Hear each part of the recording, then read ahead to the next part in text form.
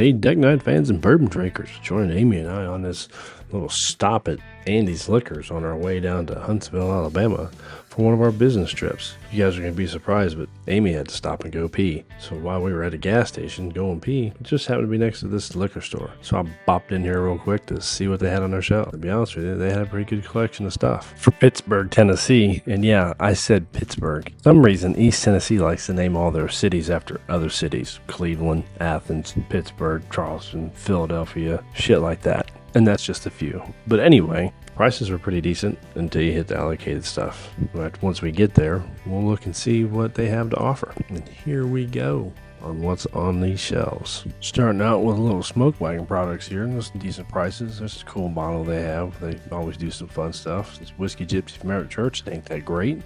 There's some Blue Run that's now owned by the Coors Beer Company.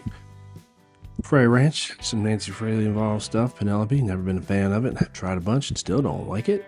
Here's some little old elk products. Haven't seen really too much from them since the purchase by Middle West Spirits, so I really am interested to see what happens with them. There's a Widow Jane Rye. We've had that one. We own it. It's not that great, but the decadence is amazing. 10 years, not so much, Baby Jane. A can of 10 year. I love that one. Some Bardstown products. Noah Mill, Rowan's Creek, those are, well, it's not fun. None of this stuff right here is any good. Here's some great stuff. Peerless, always good. Prices are kind of high though, even for anywhere, not just here. Don't really see them for much cheaper than that anyway. 109 for a Booker's, been seeing it cheaper. Hey look, Bardstown. I don't dislike Bardstown, but they make way too much stuff and their prices can get super high. I've had some of their juice and it's been pretty good. I just don't feel the need to drink it. It's just too much to get into. There's some Redwood Empire, and the ones we've had have been really good. Even though it's a California bourbon, don't sleep on it. It's pretty good. Frank August we just passed. I've had the single barrel, the expensive one, and I didn't like it, so I'm not impressed. Here's some good Green Rivers though.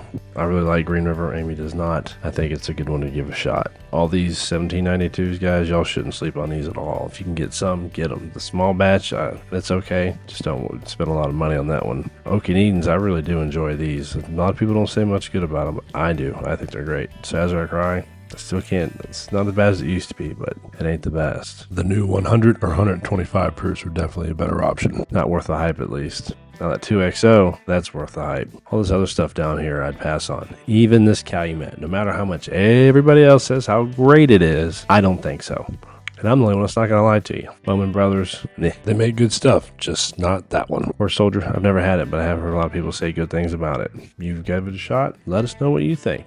It's not that I haven't wanted to try it, I just haven't got around to it. Here's all that Canadian brown water that tastes like water. Tin Cup, it's okay. Ben Holiday, I love it. It's good stuff. Should give it a shot if you haven't had a chance. Old Forester, all those Whiskey Rows are great. Uncle Nearest, say bye to Uncle Nearest. Doubt we're going to see it much for longer. High West, it's just like Bardstown. There's so many different options. I'm just never going to get into it. The ones I've had have been hit or miss. This Doc Holiday Wyatt Earp stuff for a World of Whiskey, that's ended up being pretty good. Angel's Envy, I like it. A lot of people complain about it though. I don't know why. Maybe that had something to do with that port finish. Ooh, the Jack Daniel's Single Barrel Proof. It's good stuff, guys.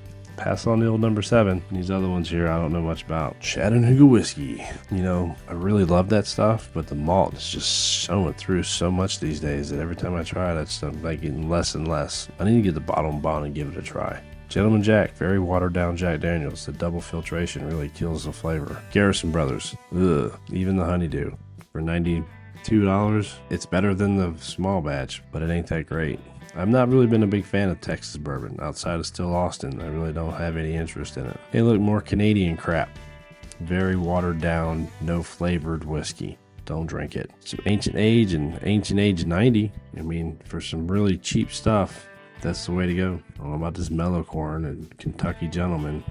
It's just in plastic bottles, man. It can't be that great. Back to the top, rising on up. Whistle Pig, Vermont. Yeah, mostly rye they make. I don't like much of it. The Boss Hog's good, but who wants to spend $800 a bottle? Woodford Reserve, if it's not a double oak or one of their special Distill Select or Master's Collection, they're not very good. You know, for being not very good stuff, people say these Basil Haydens are horrible, but I tell you what, for 80 proof, the prices were lower, they'd be really good stuff. Price is kind of high, I don't know. But you can't go wrong with Russell's Reserve. At the Bernheim, not a big fan of the Larceny. No idea what Brothers Bond is. And here goes your flavored stuff. There's some Japanese whiskey. I really need to get one. Somebody suggested me a Japanese whiskey I should get. Then there's basic all 13th Colony. That's gross. I don't like it. Davison's Reserve, another company out of business. And here's some Rabbit Hole. This is the Cave Hill and the High Gold. They're both very good bottles of bourbon. And that Rebel, you could pass on it. I've been interested in that Peg Leg Pork. I've never had one. It's a barbecue restaurant in Nashville. Well, I think it is. Someone tell me if it is or not, or if I'm just wrong. All those new riffs you definitely don't need to pass up on. And you want to buy a good cheap bottle, Benchmark is it. These shelves just look like they're random shit shelves. Don't see anything on here I really need to jump and get, except for them short barrels down there. And I've had some people say some good things about these Woodenvilles, and that Lux Row is not the 4 grain, it's just a special reserve, so it means it's really nothing. Get a short barrel if you get a shot. Here's a look at some of the flavored whiskeys, the small smokies, there's a Fireball, stuff like that. And back on to the bourbon. Good old Maker's Mark and Elijah Craig. I guess I really don't need to say nothing about those. Everybody knows about that stuff. Blade and Bone, Stitzel Weller product, not a fan. Bullet Bourbon, also Stitzel Weller product or some relationship, I don't remember. It's a pretty good mixer. Knob Creek, good stuff. Dickel, not good unless it's the 15, and it's pretty good. Jim Beam, it's gross. Jim Beam Black is also gross. Every Jim Beam I've had is gross, so every one of those I would avoid if I were you. You all need to make your own opinion. And here's some more flavored shit that will just fly right on by until we get to some good stuff like Wild Turkey 101 and some Kentucky Spirit right here. Some Tyrone R. It looks like an R I've never seen before, but I'm sure it's just as good as all the other Tyrones and Camp Nelsons. But these Wild Turkey rare breeds, rye and bourbon, they're both great, and the price is not that bad. American Honey, I mean, it doesn't suck, but it's just flavored whiskey. Four Roses, I love Four Roses. They were just bought out by a wine company. I think it was the E.J. Gallo Company for like $775 million. And they're already changing things. They're pushing out barrel picks and dropping the price of those picks. So you guys keep an eye out for that. They should be around with cheaper prices than you're used to. That's early times. People are torn with that since Sazerac bought it. Very old Barton cheap stuff. I've heard people say good things. Evan Williams 1783. I heard people not say good things. Evan Williams flavored whiskey. Gross. Blue Note. Gross. Early Times other kind. Gross. Southern Comfort. It's like a high school thing. Some Leaper's Fork up there. A little Roaming Man from the Sugarland Distillery. A pretty good attempt at bourbon. Templeton Rye. The Templeton I heard are good. The Pendleton 10 I know is good. I've had it. I own it. It's awesome. Old Granddad 114. It's got a great following. These basic Old Foresters don't suck either. And there's some Donald Trump whiskey. People just trying to make shit for any reason. And there's some good rum. If I'm ever going to drink rum, I'm only drinking that stuff. Pilar is good. I don't know about the rest of it. That is good shit. Alright, moving on. Time to go look and see what else there is to see. Flavored moonshine whiskey. They call it moonshine, but is it? No, not really. But guys, for those of you who like Scotch and Irish whiskey, here's a good shot of that stuff for you. Sorry I don't take the time to sit here and look at each one of them, but I was in a hurry to leave and get back on the road. Also, I haven't gone and looked at the allocated yet, so I'd like to see what those are. But listen to a little music and see what's on the shelf with this stuff.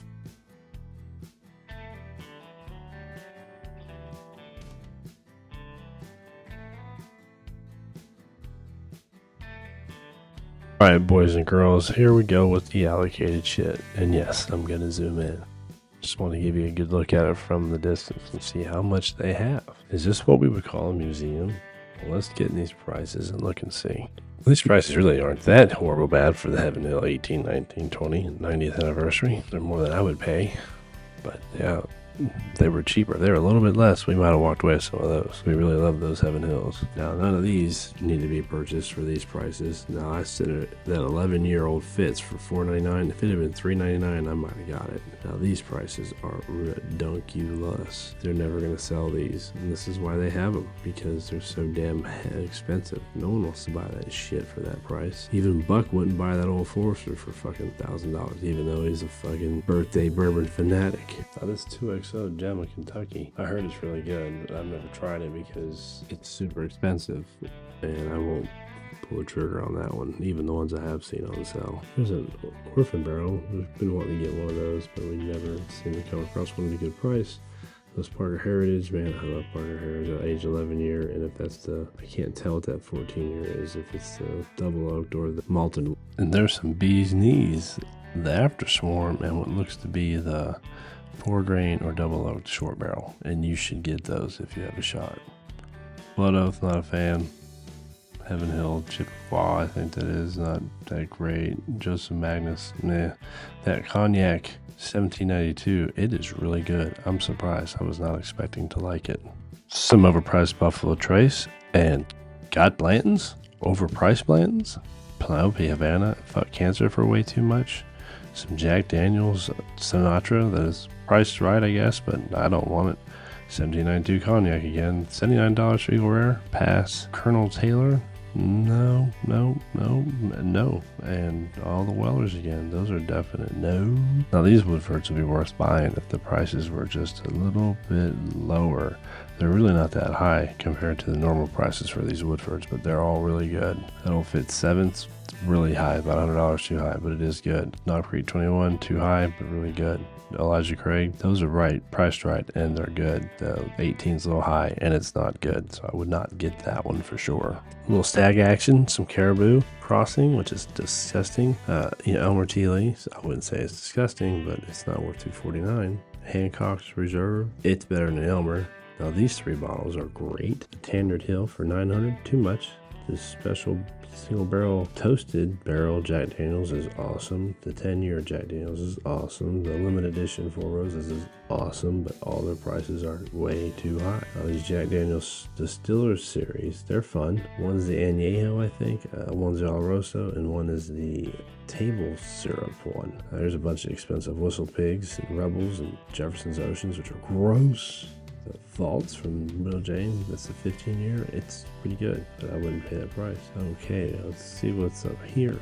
From Chata, one of Amy's favorites. Nothing we're looking for, boys. So let's focus back in on what I would want to get. I haven't popped it yet, but we're looking forward to it. It's just like everything else we've just done with all that maple syrup stuff. Gotta try it. Distiller series. We've got a few of them. I like to keep getting them. And that was this Jack Daniels Distiller Series Tennessee Table Syrup. Just appreciate you guys watching. They're good collectors. Thanks for being subscribers. If you're not, please do. Like, subscribe, comment, share, and don't forget to go hit that hype button. And keep sipping.